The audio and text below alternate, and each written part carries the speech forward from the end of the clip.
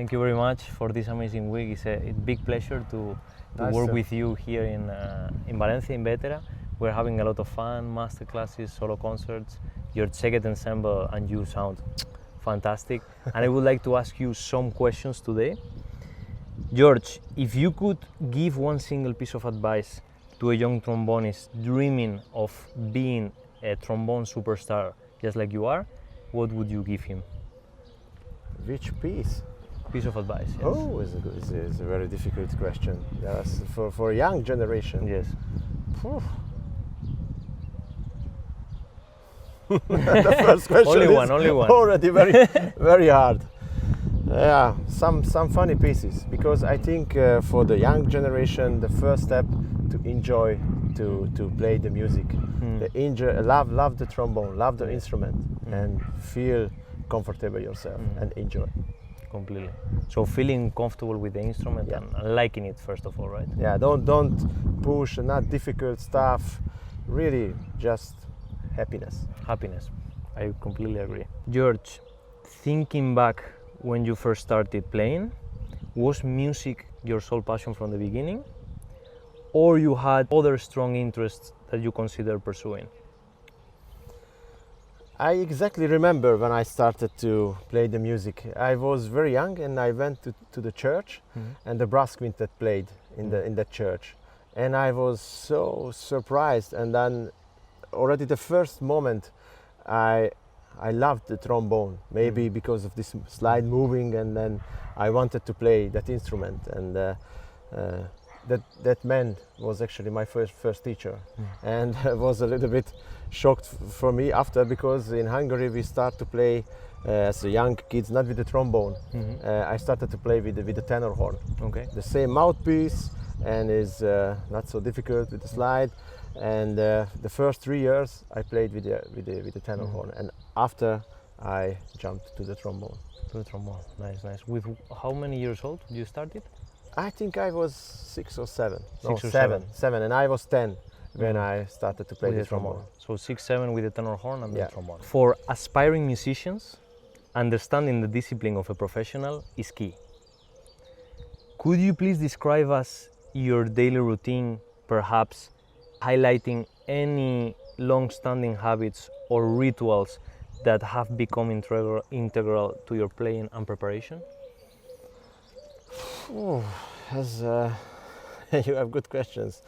I like to practice actually, but it's different. For example, when I hear now as a masterclass, I have not so much time to practice, and I give lessons. Or when I teach, I give lessons. But when I prepare for something important for me, I like to do long warm up, long basic exercises, a lot of flexibility, scales, etudes like Bordoni. I don't practice so much the thing what I have to play on the stage. I practice other stuff, and always different stuff. And I like to practice, because then I can play long on the stage. I have the power and the capacity to play. I keep myself in shape, and when I hear, I try to relax more and don't destroy myself, even my brain and even my embouchure and everything.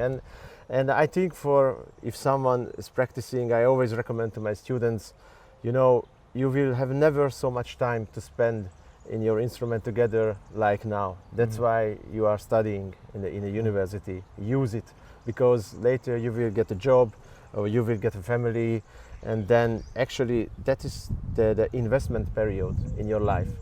And then after you can take something out, but first you have to invest. And I think I invested a lot when I was young, when I was student. Yes, of course. I mean, clearly we can hear that in your sound, in your dedication, discipline. Would you say, for example, that this time that you invested when you were young is actually now the reason that you have the successful career you have nowadays? I think so, yes. Until today, I like to practice, but and I think we are all different, and then I also know myself what is my positive side and what is my negative side. And then for sure I have already the experience. I want to show the audience my positive side. I try to learn and someone else is other side. You know what I can do, someone else can not do, but someone else could do other stuff better than me. And we are different. I always try to balance myself and learn a lot, not just from you and for all my colleagues, even from my students. But I know I cannot change, and what I learned, I say 90% is what I learned when I was young. Completely, yes, I completely agree. Could you please describe us a bit of how was your routine? Let's say how many hours you practiced, in which things were you focusing more when you were a student versus when you are now a professional? The different thing is now, let's say, okay, we are professional, and then we don't have so much time. We have to focus much more. When I was a student, maybe I practiced a lot, but half of this time was a bit have fun and not, maybe not useful. But other side was useful because I had touch with my instrument and with my mouthpiece, and but now it's more concentrated and more focused. You have to use really this short time what you have in a day. You know, we grow up, and then we learn how we practice, and then we change, and we have to change our practice, how we practice. When I was young, I just played, and I don't think so much at that time. But now, of course, we have to be more efficient. There is much more discipline, much more focus, and I always. How I did today, for example, my warm-up. I am not the man who do just especially breathing exercises, but how I practice, I always care about the breathing. As is everything one line, blow free, never cut your breathing, and that's. This was your focus. Yeah. When you were a student. This is mainly my focus. Yes, never cut your breathing, and just blow free, and use your breathing, and work with your breathing a lot. Completely. And one bonus question: how are you able to hit so many high notes and be really fresh after 1 hour and a half of concert, for example? How did you build this endurance over time? You feel I was fresh, but I have different. It sounded actually pretty fresh. So. I have totally different feeling. Yeah, this is a kind of synchronization and combination. That's what I try to teach. The breathing, how we use is always non-stop. Just blow the air freely, and then if I go high or go down, or I change the articulation, change the dynamic, but never change the breathing. Breathing is always the same, and work much more with your breathing and much less with your embouchure, and much less with your tongue. At the end, of course, I am tired, but if it works with the perfect synchronization, I think is easy to explain, but is not easy to do. But that's why we practice. I have to tell you a story.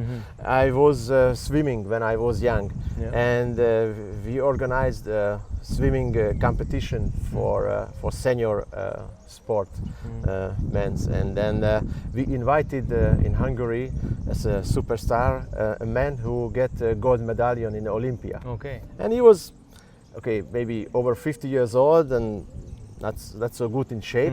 And then we pushed him. Hey, we want to see how you swim. Okay, he jumped in the swimming pool, and he wanted to make a competition with all of us. And then we told him, oh, we don't want to swim. We want to just watch you how you swim.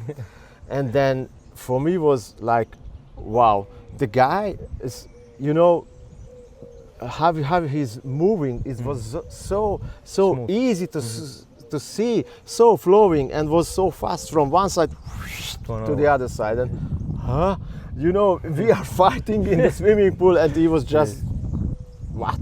And then I asked him after, hey, how you did it? And then he come to me,